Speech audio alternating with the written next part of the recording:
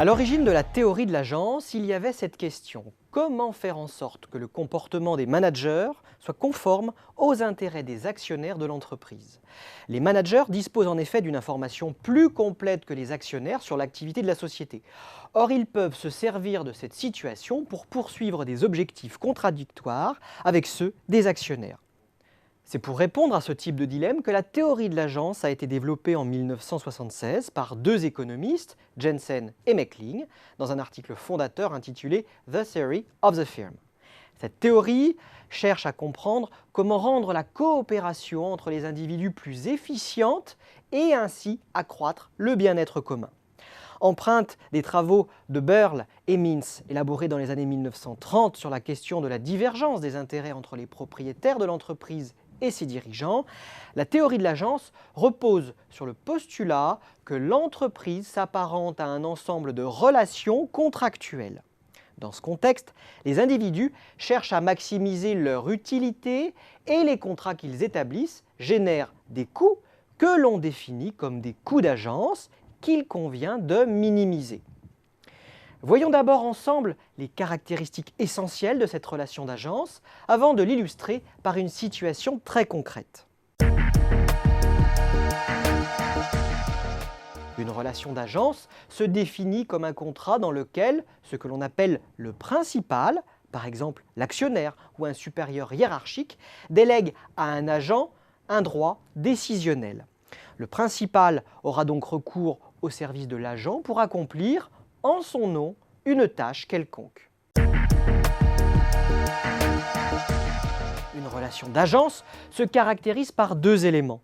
L'asymétrie d'information, qui traduit le fait que les deux parties ne disposent ni d'une information parfaite ni des mêmes informations, et le risque d'aléa moral, qui correspond à la possibilité que l'une des parties adopte un comportement différent de celui qui est attendu. Les efforts alors consentis pour que l'agent, qui dispose d'un pouvoir décisionnel, se comporte conformément aux objectifs fixés par le principal, constituent des coûts d'agence. Les coûts d'agence sont de trois ordres. Les dépenses de surveillance engagées par le principal pour orienter le comportement de l'agent, les coûts supportés par l'agent pour signaler le bon déroulement du mandat, et la perte dite résiduelle, qui correspond à l'écart incompressible entre le résultat de l'action de l'agent pour le principal et ce qu'aurait donné un comportement de maximisation effective du bien-être du principal. La théorie de l'agence s'adapte aisément aux problématiques de gouvernance d'entreprise. L'exemple classiquement cité pour illustrer la relation d'agence est celui qui lie les propriétaires de l'entreprise, les principaux, et ses dirigeants, les agents. Les détenteurs du capital confient en effet à l'équipe dirigeante le soin de conduire les activités de l'entreprise, en espérant que cette gestion permette de maximiser les intérêts des premiers, c'est-à-dire de maximiser des dividendes. Or, les dirigeants, qui disposent généralement d'une information plus complète sur l'état de l'entreprise, poursuivent aussi leurs propres intérêts. Ils chercheront par exemple à maximiser leur salaire et feront des choix en matière d'allocation des ressources qui ne correspondent pas nécessairement aux attentes des actionnaires ou qui s'inscrivent dans une temporalité différente.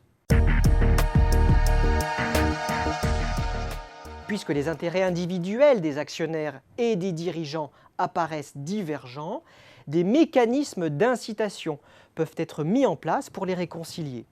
On pense par exemple à l'existence d'un conseil d'administration et à la présence d'actionnaires aux assemblées générales qui leur permettent d'exprimer leur voix quant aux opérations stratégiques envisagées par l'équipe dirigeante, ou à la distribution de stock options et au développement de l'actionnariat salarié qui conduit à offrir une rémunération sous la forme d'actions de l'entreprise, ou encore à la mise en place d'un système de rémunération des dirigeants intégrant une part variable en fonction des performances financières, comptables ou boursières de l'entreprise.